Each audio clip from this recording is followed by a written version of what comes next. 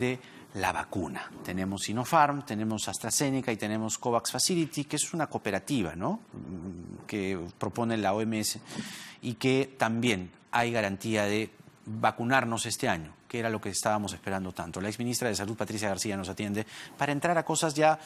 Lo tocamos con AstraZeneca en el primer bloque, pero vamos a cosas ya más menudas y de detalle y sumamente importantes, además. ¿Cómo vamos a hacer el proceso de vacunación? Doctora García, muchas gracias por atendernos. Buenas noches, bienvenida. ¿Cómo estás, Jaime? Muy buenas noches. ¿Qué tal? A ver, son, como dice usted en el Twitter, buenas noticias para comenzar el año, pero lo que la gente se está preguntando es cómo se aplica un proceso masivo de vacunación. Es decir, llega este primer millón de Sinopharm, evidentemente el personal médico, el personal clínico, el personal asistencial es el que tiene la prioridad. Pero hablando ya del lote completo, que es lo que la gente está esperando, ciertamente, ¿cómo se organiza a gran escala un proceso de vacunación en medio de una pandemia, además? Bueno, ese es el gran, yo diría que ese es el gran reto, pero la primera cosa que quiero hacer notar es que, a diferencia, por ejemplo, incluso de los Estados Unidos o del Reino Unido, nosotros como país, Perú y muchos de los países latinoamericanos, tenemos bastante experiencia en estos temas de las campañas de vacunación, ¿ok? Que usualmente se hacen trabajando con el personal de atención del primer nivel, ¿okay?, que existe en todo nivel, y hay bastante experiencia en el manejo de vacunas. Una de las ventajas con estas dos vacunas con las cuales se han cerrado los contratos es que son vacunas que tienen exactamente las mismas características de las cadenas de frío de las vacunas que nosotros estamos acostumbrados a manejar en el país. Yo creo que esa es una gran ventaja. Ahora, por otro lado, la desventaja es que tenemos que considerar que esta vacunación va a ser totalmente diferente porque va a ser una vacunación por etapas, por grupos específicos. La primera etapa, creo que todos la tenemos clara, va a ser todo el personal de salud, porque ese personal de salud es el que va a tener que estar en el frente justamente apoyando la vacunación. Ahora, hay que asegurarse que tengamos, sí, todo el equipo para la cadena de frío, y yo sí creo que este debería ser el momento, y esperemos que así se haga, en que se siente el Estado, también con el sector privado, porque creo que aquí tenemos que trabajar como país y con una respuesta en conjunto para poder planear toda la logística. La logística que va a ser un poco más complicada desde mi punto de vista va a ser poder identificar a quiénes son las personas, o sea, identificar a las personas mayores de 65 años no va a ser difícil, eso lo podemos ver con los DNIs, pero identificar quiénes son las personas que además tienen alguna otra vulnerabilidad y de repente son más jóvenes que esto, eso va a ser complicado. Entonces, creo que hay que comenzar a pensar cómo vamos a utilizar la tecnología para esto, de qué forma vamos a dar acceso a las vacunas a quienes de repente no pueden salir y caminar y buscar a que los vacunen si no llegar a ellos.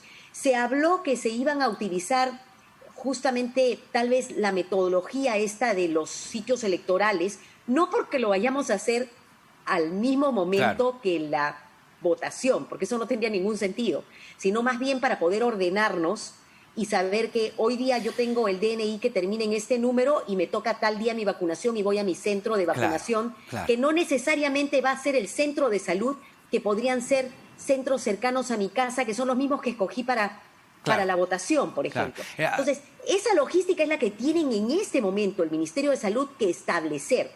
Tiene algunas cosas, algunos documentos normativos, pero desde mi punto de vista creo que les falta todavía establecer la logística y cómo va a manejarse para todo esto, que va a tener que darse de manera muy ordenada. Hay una sensación, digamos, que estoy percibiendo durante el día, y mientras la escucho aún más, es que esta noticia nos remueve tanto que primero nos da cierta tranquilidad, ¿no? Es como, ya tenemos vacuna.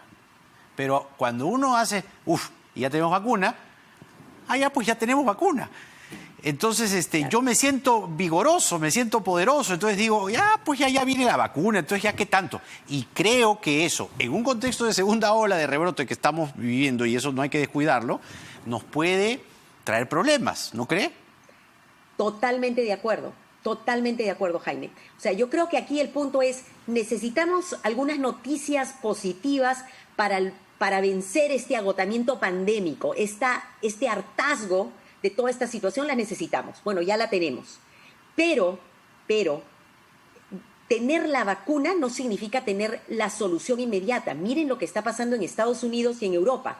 Ellos han comenzado a vacunar, tienen problemas en todo el proceso de implementación, pero además los casos siguen apareciendo y sigue muriendo la gente. Entonces, aquí es una buena noticia, pero esa buena noticia lo que debería hacernos debería hacer que con mayor razón repensemos cómo nos estamos comportando, yo diría que como personas y como sociedad, e incluyo también al gobierno, porque en este momento la situación que estamos viviendo es una situación de alarma, no voy a usar la palabra alarmante, voy a decir de alarma, porque los casos están subiendo, nuestro sistema de salud está en riesgo de ser nuevamente desbordado, y eso significa que la mortalidad propia de la enfermedad aumenta porque no tenemos cómo darle a los pacientes el manejo que requieren. Entonces, buena noticia, perfecto, pero tenemos que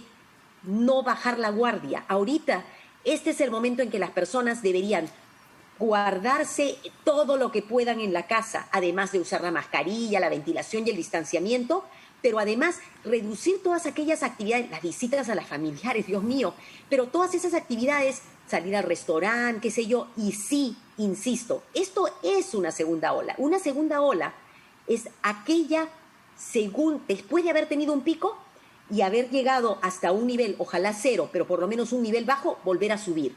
Claro. Si esa ola puede ser una olita, un olón, o puede convertirse en un maremoto de acuerdo a lo que hagamos en las siguientes semanas. Pero y eso depende de nosotros como personas y del gobierno. Creo que aquí es donde hay que dar mensajes claros. Usted está confirmando, desde su punto de vista, quiero decir, está afirmando que estamos en una segunda ola. Y no hay camas UCI en Arequipa, no hay camas UCI en Ica, no hay camas UCI en Lambayeque, Huánuco. La situación se va, digamos, desbordando. Es decir, si bien es cierto, esta es una noticia esperanzadora, es a futuro. Entonces, ¿cuál es la recomendación hoy? Porque el rumor, cuando dijeron, va a hablar el presidente, era, nos encierran a todos, cuarentena de nuevo. Y está el Reino Unido, está Europa. ¿Usted considera que se debe aplicar una medida extrema de esa magnitud en los días que vienen, cuarentena, como la de marzo, abril, mayo, junio, julio? Mira, lo que yo creo es que van a tener que haber algunas medidas focalizadas. Ya. Hay algunos lugares en el país que probablemente van a requerirla. Pero de manera general, yo creo que una de las cosas que ya no deberíamos esperar más es tenemos que regresar en alguna de las aperturas, la fase 4 a la fase 3 de la apertura económica, porque necesitamos además dar un mensaje mucho más claro. El grave problema, Jaime, es que los mensajes que se dan a la población no son muy claros. Por un lado le dice, cuídate, no visites, pero ¿sabes qué? Ándate al cine o ándate al bingo. O sea, no visites a la familia. Entonces, tenemos que dar primero mensajes claros e ir cerrando algunas actividades. Yo no sé si tú has visto, pero hay algunos distritos en los que tú ves los restaurantes llenos de gente. Sí. Y cuando vas a un restaurante, y no son restaurantes, puede ser que me digan que el aforo se redujo, y perdóneme, yo creo que la economía se puede recuperar, pero las vidas que se pierdan no van a ser resucitadas. Entonces, en esos restaurantes pueden haber disminuido el aforo, pero la ventilación sigue siendo un problema. Entonces, hay que ir reduciendo eso en algunos lugares, y hay algunos lugares en el país, por ejemplo, aquellos en los que ya se está viendo que hay esta dificultad en la que no hay más camas, no queda otra más que cerrar para tratar de reducir la velocidad de la transmisión y dar tiempo a que las personas se infecten, a dar tiempo al sistema a que se liberen camas, se puedan adecuar más cosas y reducir la probabilidad de tener mayor número de pérdidas de vidas, que no es lo que quisiéramos. Ahora, En algunas zonas, recuerda, la segunda ola va a ser menor, más grande o mayor de la cantidad de susceptibles que tengamos en la población. Y todavía tenemos muchísimos susceptibles, en algunos distritos más que otros, en algunas provincias y regiones más que otras, pero el punto es que si los casos, así sean no tantos, se dan muy rápido, se satura el sistema. Claro. Y mucha gente que no debería fallecer va a fallecer por este problema. Así que creo que es una buena noticia lo de las vacunas, pero eso nos da nuevamente, es la luz al final del túnel. Y yo tengo que llegar al túnel, tengo que llegar vivito y coleando. Y por eso me tengo que seguir cuidando. Claro. La exministra Patricia García con nosotros, siempre es un gusto. Hasta la próxima, doctora García. Gracias por atendernos.